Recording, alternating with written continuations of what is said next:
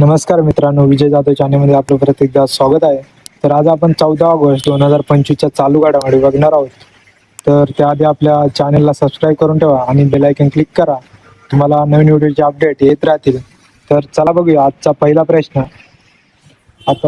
आहे, Indian open 2025 world athletics continental tour cross स्पर्धेत कोणत्या भारतीय महिला खेळाडूने सुवर्णपदक जिंकले? तर अन्नू राणी या महिलेने सुवर्णपदक जिंकलेले आहे.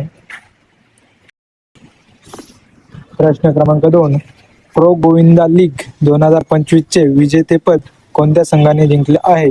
तर नागपूर निंजाज या संघाने जिंकलेले आहे. प्रश्न क्रमांक 3, प्रो गोविंदा लीग 2025 चे उपविजेतेपद कोणत्या संघाने जिंकले आहे? तर गोवा सर्फर्स या संघाने जिंकलेले आहे. प्रश्न क्रमांक 4, 15व्या हॉकी इंडिया सब ज्युनियर पुरुष राष्ट्रीय अजिंक्यपद 2025 चे विजेतेपद कोणी जिंकले आहे? तर हॉकी पंजाब यांनी जिंकलेले आहे.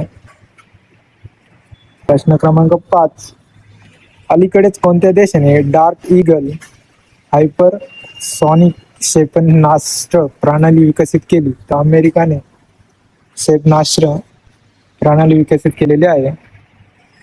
प्रश्न क्रमांक 6, ड्रोनसाठी पोर्टेबल क्वांटम सेन्सर कोणत्या भारतीय संस्थेने विकसित केले? तर IIT बॉम्बे या संस्थेने विकसित केलेले आहे. प्रश्न क्रमांक 7, भारतातील पहिले स्मार्ट इंटेलिजंट विलेज कोणते ठरले आहे? तर सातनवरी हे विलेज ठरलेले आहे. प्रश्न क्रमांक 8, भारतातील ॲनिमल स्टेम सेल बायो बँकेचे उद्घाटन कोठे झाले आहे? तर हैदराबाद येथे झालेले आहे.